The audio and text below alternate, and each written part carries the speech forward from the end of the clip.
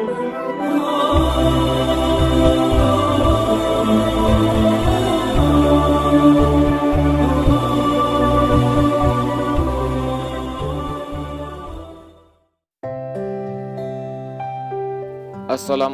warahmatullahi wabarakatuh. Di video kali ini kita akan membahas kisah karamah Habib Soleh Tanggul.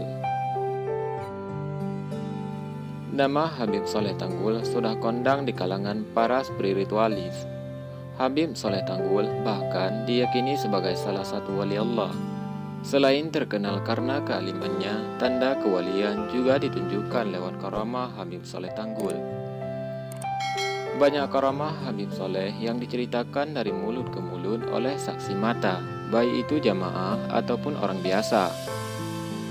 Salah satu testimoni tersebut datang dari bule asal Swiss. Perempuan yang tidak disebutkan identitasnya tersebut mendapat pengalaman aneh dalam hidupnya, yaitu bermimpi berulang kali bertemu Habib Soleh Tanggul. Perempuan asal Swiss itu akhirnya memutuskan terbang ke Indonesia untuk mencari tahu orang yang selalu muncul dalam mimpinya.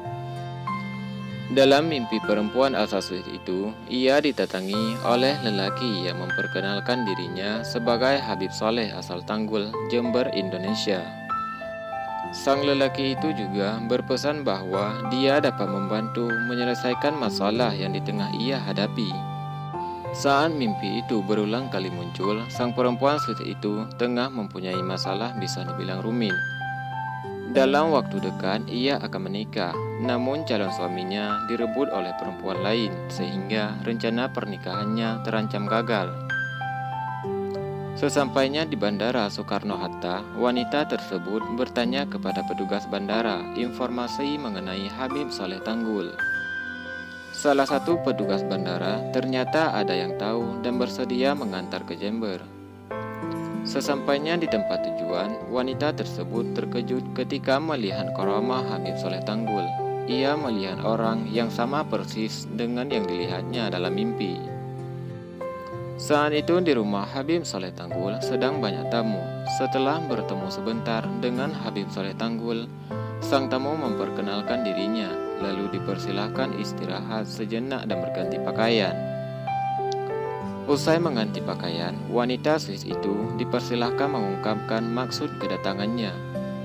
Setelah mulai itu curhat-curhat, lalu Habib Soleh Tanggul berkata, "Segeralah pulang ke Swiss, setibanya kamu di sana, calon suamimu akan menangis di depan pintu rumahmu sambil mengakui kesalahannya dan memohon maaf kepadamu." Tanpa banyak bertanya lagi, wanita itu pun segera pulang ke Swiss. Setelah beberapa bulan selanjutnya, wanita tersebut datang kembali ke Jember. Kedatangannya kali ini sangat berbeda dengan kedatangannya pertama kali. Kali ini ia datang bersama seorang suami. Akhirnya perkataan Habib Soleh Tanggul menjadi kenyataan. Kini mereka hidup sebagai sepasang suami istri. Sebagai tanda terima kasihnya, wanita dari Swiss itu menawarkan sesuatu kepada Habib Soleh Tanggul. Namun Habib Soleh Tanggul sebagai sosok yang zuhud, Habib Soleh Tanggul tidak mengharapkan imbalan apapun. Ia ikhlas membantu karena Allah Subhanahu wa Ta'ala semata. Tapi Habib Soleh Tanggul mengajukan satu permintaan. "Kalau boleh saya meminta dan tidak ada sama sekali paksaan. Kalau kamu berkenan, saya meminta kamu untuk memeluk Islam." Dengan penuh kesadaran, wanita itu bersama suaminya akhirnya memeluk agama Islam tanpa paksaan.